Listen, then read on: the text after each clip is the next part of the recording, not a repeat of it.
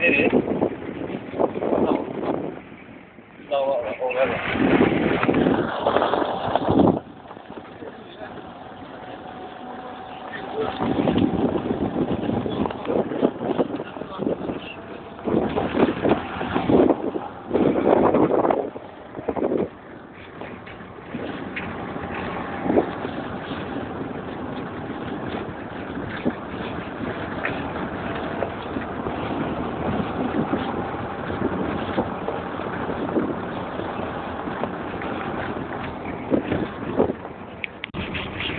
Salam hamınızı xoş gördük. Kənd TV yenidən efirdədir. Efirdə mən Doktor Amo və operatorumuz Əhlim Akif. Kənd TV'nin kəndimizə ait bugünkü son buraxılışını çəkirik. Hal-hazırda kəndimizi belə deyəcək tərk edirik. Bu ilki son buraxılışı izləyirik. Hal-hazırda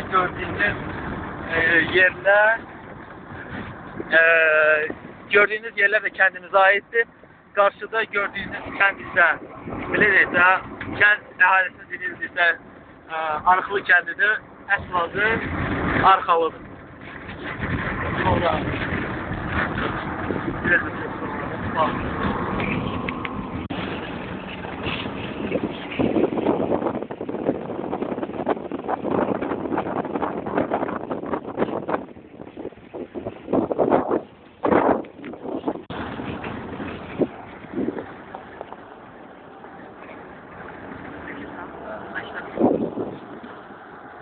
hal-hazırda görüntülərini gördüyünüz kənd Arxalı kəndidir və belə deyəcə, öndə duran bina da kəndin məktəbi.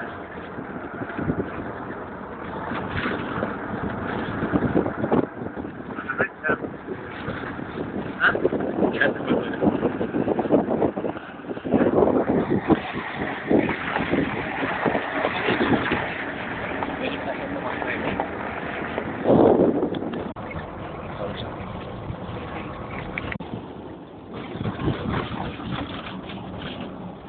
Bakın gel, iki emanet abi. Kalma biraz, o kalı göstereyim. Neyse orada.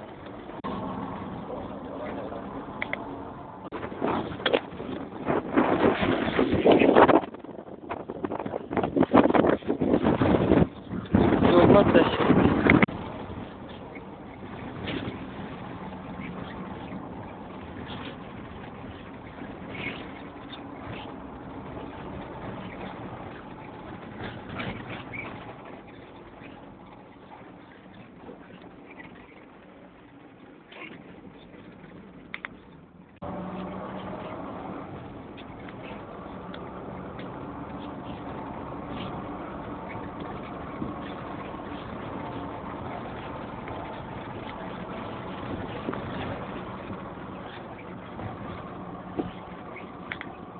ne?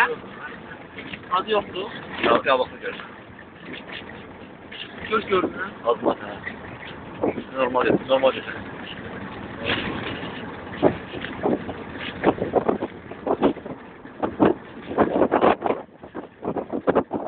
Hal-hazırda gördüyünüz belə deyəcək, göl əslində təbii göl bir süni su anbarıdır və rayon əhalisi suvarma üçün gölün suyundan istifadə edirlər.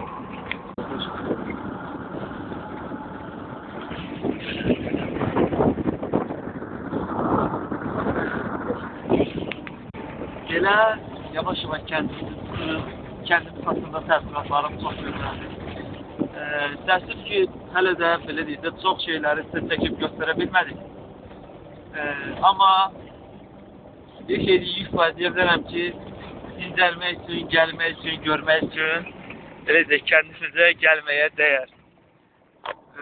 Hal-hazırda yavaş-yavaş kəndimizi çıxdıq və rayona yaxınlaşırıq. Yol boyu çəkilişlərimiz davam edəcək. Kəndimizdə görüşərik.